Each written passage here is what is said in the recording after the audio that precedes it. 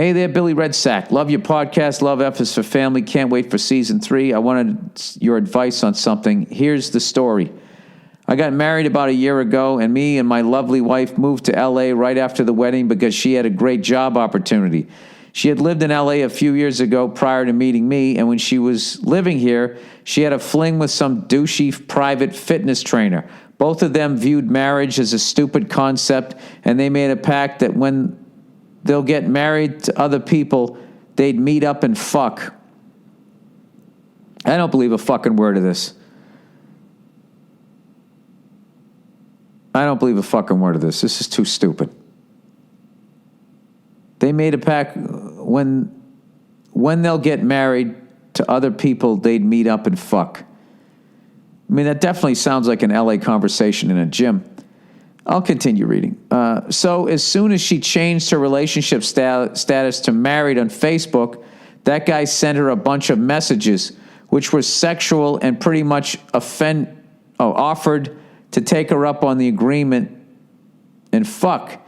She didn't respond, but she did tell me about it, but I didn't lose my shit and remained calm. In the last few weeks, she told me she's looking for a way to get in shape, and she said that the douche had offered her private workout sessions in exchange for her help in his business. She's an accountant. She said that because private workout sessions are expensive and he's very good at what he does, this is a great opportunity that would save us some money. She said she made it clear to him that she's happily married and nothing is going to happen, and he understood completely. She asked me if it bothers me, and I, not wanting to look like the insecure, jealous type. Oh, my God. You fucking... Dude, I'm telling you, these fucking women are in guys' heads. All of this bullshit that you've seen on fucking TV, all of these fucking women fucking playing the victim all the time, all of this fucking coverage of just what guys do to women has now... Every fucking guy has his balls in his fucking back pocket. And it's just like, well, I don't want to be the guy that fucking makes you uncomfortable. Okay, would she fucking tolerate this from you? You don't want to look in. That's not being insecure, sir. That's common fucking sense. So he said, honestly, honey, I trust you. I want what's best for you. And tried actually to do that. My question is, do you think she's trustworthy? Possible, but that guy isn't. And that guy's just drawing her in because he wants to fuck her. She does have a history of cheating on her exes, but so do I. We've both been happily married and our sex life is great, but still the doubt and insecurity about this issue exists. Love to hear your take on this. Can't wait for the new hour special. Thanks, and go fuck yourself. Buddy, yeah, no. No fucking way. No fucking way. Work some extra hours. You know, I would actually be willing to believe that she's going over there thinking she's not going to do anything, but that guy's going to seduce her. That's what's going to happen. They already banged.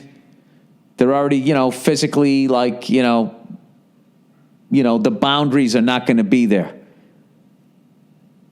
And I'm telling you, that's not a good situation, and you're not insecure at all. And so what if you are? That's a legitimate feeling. That whole fucking thing. That's like those stupid fucking T-shirts. I saw this. Some woman was wearing this fucking T-shirt. I told you about that when I was back in the summertime. It said something like, "A real man is excited by a strong woman. A boy is like whatever, intimidated or something like that." It's just some, well, oh, I want to be considered a strong man. I want a cookie. I was reading that Rolling Stone where they had the actress that was played Wonder Woman, and I was all excited to read the article. And the first quote that they had, they said, "Are you a feminist?" She goes, "Yes, I'm a feminist. Everyone should be a feminist because if you're not a feminist, then you're a sexist, right?" And I bursted out laughing, thinking well, it all depends on what your definition is. Yeah, that's what's funny about these Hollywood people out here. I swear to God, they sound just like the Fox News right people They're the exact, und there is zero tolerance. You think the way I do. If you do not, then you are this.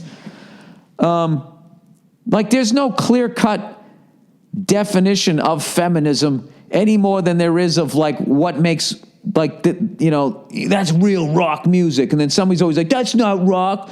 This is rock. That's bullshit. It's the same thing with like feminist. Like if everyone was a feminist the way my wife is, which, in all fairness, this actress that played Wonder Woman could be, I don't fucking know, but just to say, like, that is just such a, granted, it's a fucking interview. They're trying to get people fucking worked up to read the fucking thing.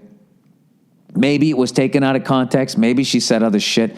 But just the way that's presented, Rolling Stone is just fucking insufferable, though. It's just fucking insufferable. The way they handled Obama with like kid gloves, and if you're a fucking Republican, they stick your head in the fire. Now, I'm not saying they shouldn't stick these Republicans' head in the fire.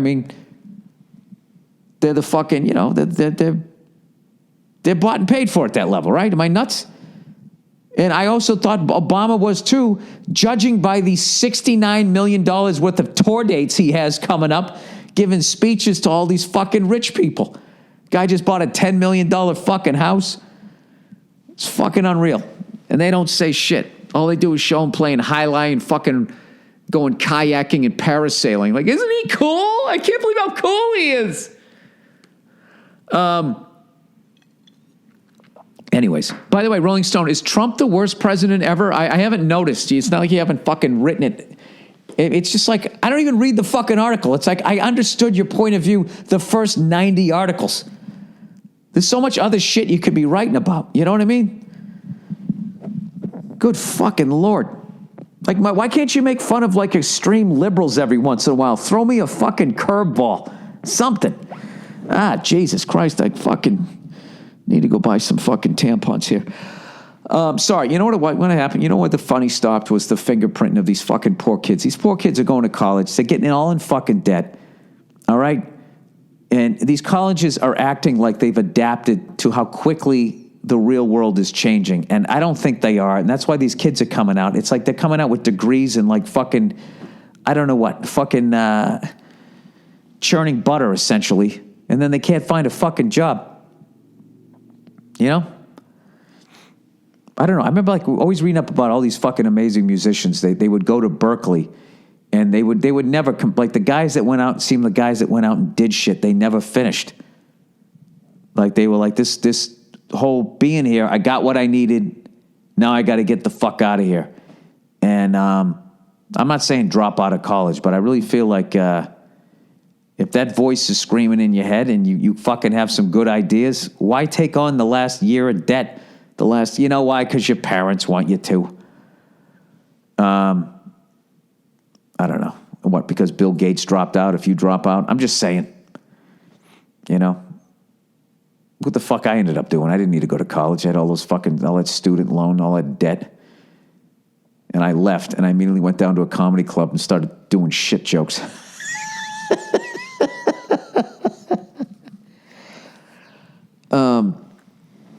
Anyways, we got to end on something positive here. Please go to that Stephen Adler, Ronnie James thing. I got to post that. The Bowl for Ronnie.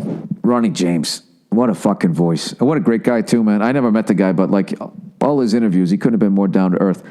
Once again, it's going to be at Pins, P-I-N-Z, Bowling Center, 12655 Ventura Boulevard. It's going to be a bunch of rock stars there, a bunch of comedians, all bowling, raising money for, I don't even know what is the cause here. I know Ronnie died of cancer, so I imagine it's that, right? Oh, Ronnie James Dio, Stand Up and Shout Cancer Fund. There you go. Stand up and shout, right? So there's something positive for you. And I believe it's October 6th. All right, I will be tweeting that out, and I am trying to get back onto Instagram. I haven't posted on Instagram in forever. I think I have to create an entirely new account because I keep saying I forgot my password. Please email it to me, and they haven't been able, or I haven't been able. I can't find the fucking thing. So that's it. That's the podcast for this week. Congratulations to everybody who won week one. Congratulations to all football fans. That is football season. My favorite fucking thing happened this weekend, by the way, when I was in the Alabama theater. There was this fucking guy in the front row, and he had the middle-aged dude, he had his cell phone on. This middle-aged guy, and I'm like, dude, are you recording the show? And he kind of was like, no. He goes, I'm looking at the scores because it was Saturday night. He wanted to see how the other SEC teams were doing. And I go, well, what are you watching? He was watching the Georgia game. I go, what? You're Alabama. What the fuck do you give a shit about Georgia for? He goes, they're in the SEC. I go, well, they're not going to catch you. They got that decent quarterback, though. I don't know. And the crowd kind of dies down, and this guy in the back goes, he says to the guy with the phone, he just goes, excuse me, sir? He goes, what did he say? Oh, fuck. I'm going to butcher the joke. Auburn, Clemson, whoever the fuck Auburn was playing. It was like I wasn't even there anymore. He just asked for a score. Oh, God. What a fucking great setup. It would have been such a killer story if I could have fucking remembered.